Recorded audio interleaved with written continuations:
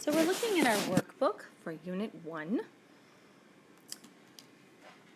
And our first text is called Everyday Use.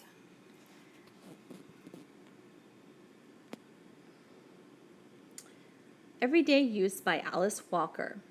And we also have related nonfiction, What's in a Name, The History of African American Naming Practices, and African American Quilting, A Long Rich Heritage.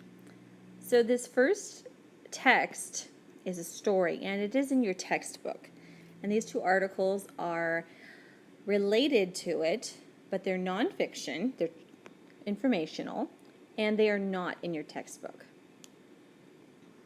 So Unit 1. And you see this woman with a quilt.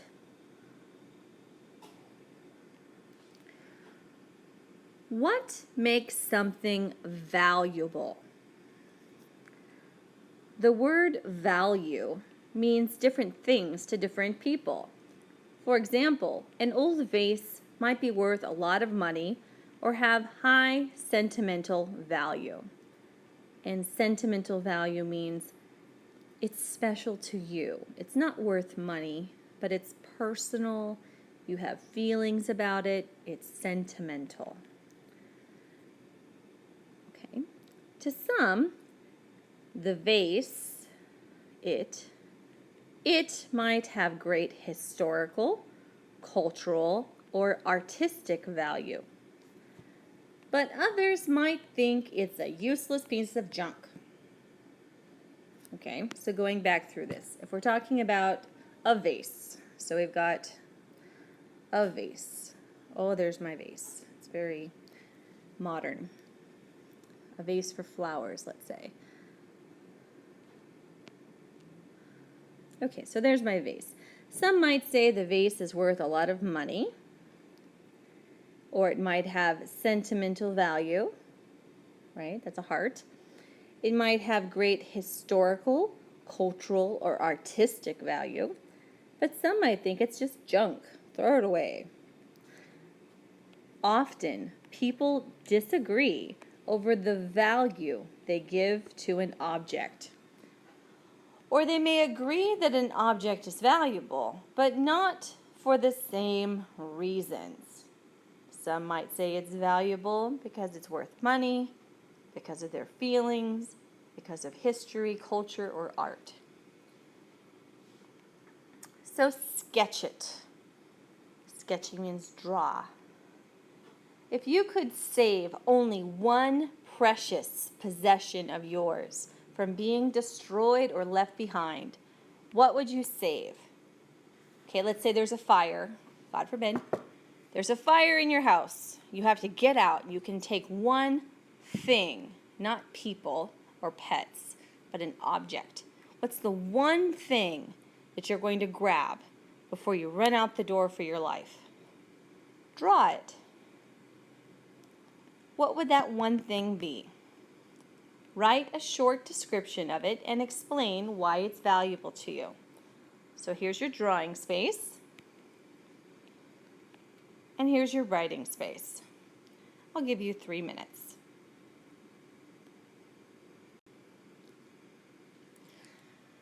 Okay, so we learned in our reading workshop about plot, conflict, and mood. Here we're looking at plot, conflict, and character.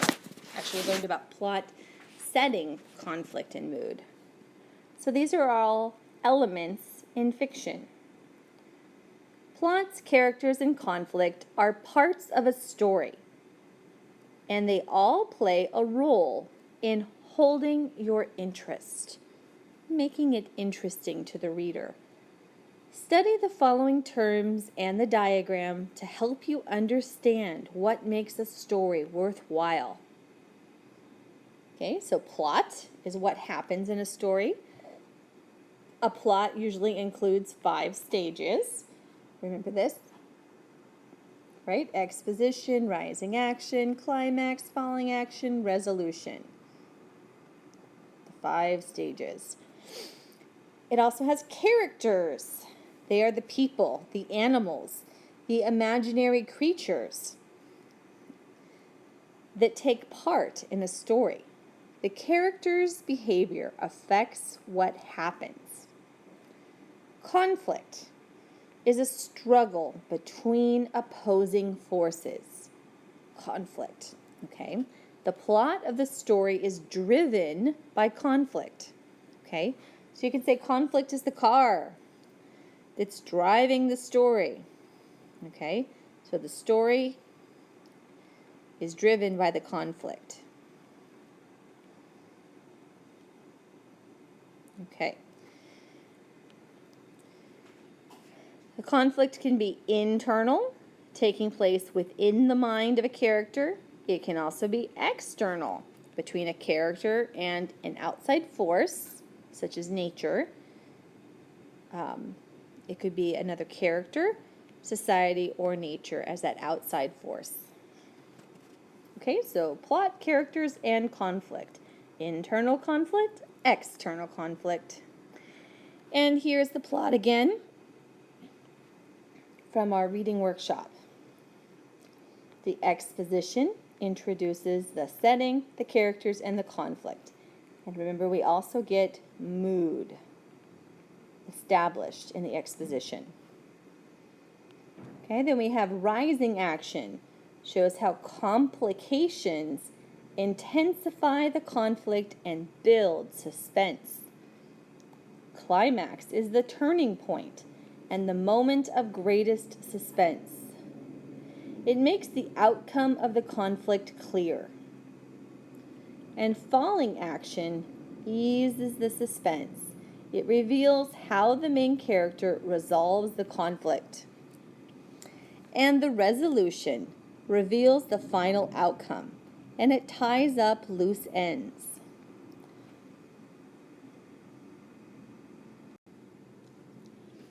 So as we work through our workbook, you have a paper copy that you are supposed to write on. Why? So that you can do a close read, so that you can mark it up. So use these marks to monitor your reading. This is important. Put a star. Aha, this is important. I don't get it. Huh? What? Or, wow, this is surprising. Now, that's the way you begin. You also need to write out your thoughts next to these symbols. This is important. What is it about? I don't understand. What question do you have in your head? This is a surprise because I thought something else was happening. Okay, so as we go through the workbook, when you see the pencil mark, you'll be asked to mark up the text. You can also write in this book in any way you find useful. Know that your teacher is going to give you a review of your workbook, and I'm going to be looking for how you interact with the text. How are you showing that you are reading closely, that you're thinking through what you're reading? Okay, focus. This story is told by a mother who is also a character in the story. As you read, pay attention to the mother's descriptions of her two daughters and the clues she provides about possible conflicts between characters in the story's plot. Okay, some background information. Everyday use takes place during the 1960s when many African Americans were discovering or rediscovering their heritage. They were looking back at their African roots and thinking about their cultural practices. The Black Pride movement, which grew out of civil rights campaigns, called upon African Americans to celebrate their African roots and embrace their cultural identity. Many adopted African clothing, hairstyles, and names. Some studied African languages. So that's the background you need to know to better understand the story. Okay. We're going to look at the first paragraph and the last paragraph and find out what we can about the story. Okay? I will wait for her in the yard that Maggie and I made so clean and wavy yesterday afternoon. A yard like this is more comfortable than most people know. It's not just a yard. It is an extended living room. When the hard day is swept clean as a floor and the fine sand around the edges lined with tiny irregular grooves, anyone can come and sit and look up into the elm tree and wait for the breezes that never come inside the house. Okay, so what do we know so far? We have characters. Who are our characters? Okay, we have I. We have already learned that that's the mother. Maggie. And we're waiting for her. So there's a third character. So there's I, the mother, Maggie, maybe Maggie's a daughter, and her, another female. We know they're waiting outside, and the outside is part of where they live, and that their house is hot. The breeze never comes inside. Let's read one more paragraph and see what we learn. Maggie will be nervous until after her sister goes. Okay, so now we know who her is. Her is a sister, Maggie's sister. Maggie will be nervous until after her sister goes. She will stand hopelessly in corners, homely and ashamed of the burn scars down her arms and legs. Aww. Eyeing her sister with a mixture of envy and awe. She thinks her sister has held life always in the palm of one hand, that no is a word the world never learned to say to her. Okay, so we learned something about the two characters, the two sisters. Maggie is, look at the words, nervous, hopeless, homely, which means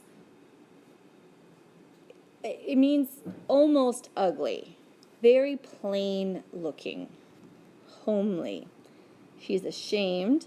She has burn scars on her. And she looks at her sister with envy, which means she's jealous, but also with awe. You know the word awesome? You know, everything is awesome. Awesome. Awe is when you look at something and you say, wow, that's awesome. So she looks at her sister and says, wow, she's awesome. So awe. And the last sentence, she thinks her sister has held life always in the palm of one hand. So she's got the world in her hand, and that no is a word the world never learned to say to her. In other words, the sister gets what she wants. She's had an easy life, right? So what can we say about the sister? She's probably not homely, right? She's probably pretty. She's probably proud. Probably does not have burn scars. Okay? And she's had an easy life and gotten everything she wanted. Let's do one more paragraph.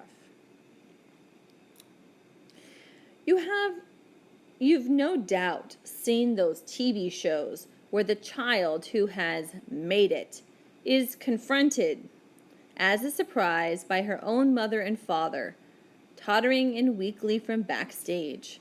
A pleasant surprise, of course. What would they do if parent and child came on the show only to curse out and insult each other? That's funny, because that's what a lot of reality shows do now, don't they? So on TV, mother and child embrace. They hold each other and smile into each other's faces. Sometimes the mother and father weep. The child wraps them in her arms and leans across the table to tell them she would not have made it without their help.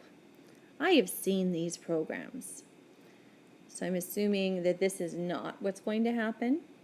All right.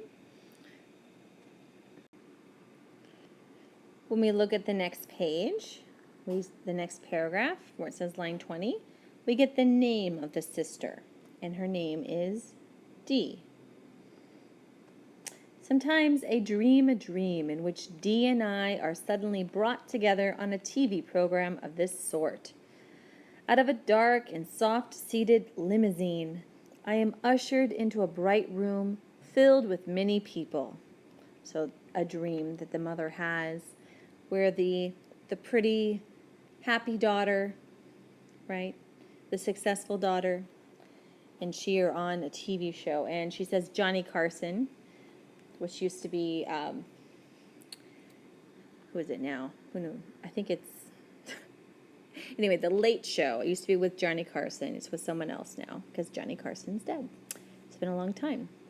So in real life, we find out the mother is large, big, rough, works like a man, okay? And that she's not the way her daughter would like her to be. She knows that she would disappoint her daughter if she were on TV with her. And maybe I'm just going to skim through. There's a lot of description about how Dee, the happy, pretty sister, didn't like how she grew up, didn't like the house, and that she didn't like her sister Maggie, too. The mother says, I used to think she hated Maggie, too, but that was before we raised the money, the church and me, to send her to Augusta to school. She used to read to us without pity, forcing words, lies, other folks' habits, whole lives upon us, too, sitting trapped and ignorant underneath her voice. Does it sound like they liked it when she read to them? Look at the words. Without pity, forcing words, lies. They're trapped, ignorant, under her voice. Sounds like they did not like it.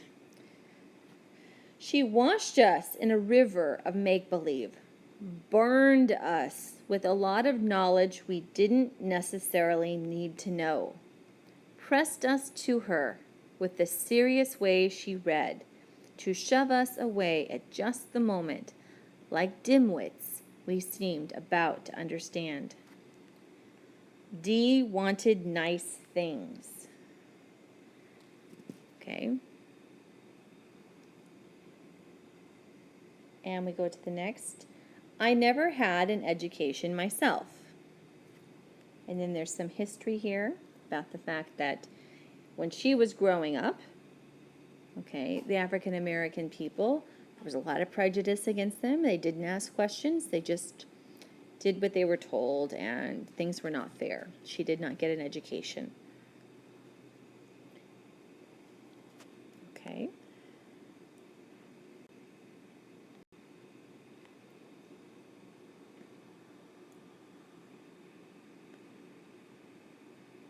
So on the next couple of pages, we start to get dialogue. Okay, so Dee is there, and we have dialogue. So here's Dee talking. Some man that comes with her, and then the conversation back and forth. Good chunk of the rest of the story is dialogue or conversation.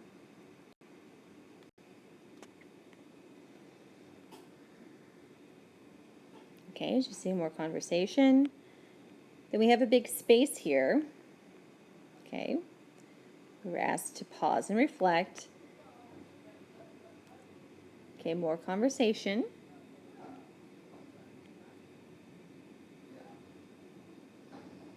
More conversation. Okay, that's how the story is going to continue for a while. So as you're reading it, we're going to be listening to it read professionally, beautiful narration. Know who the characters are. We have Dee, we have Maggie, we have the mother, and this other man that comes to visit as it goes back and forth. Okay, so as we read through it, we will pause and we will be looking at the different side questions. Anything that we don't get to in class becomes homework.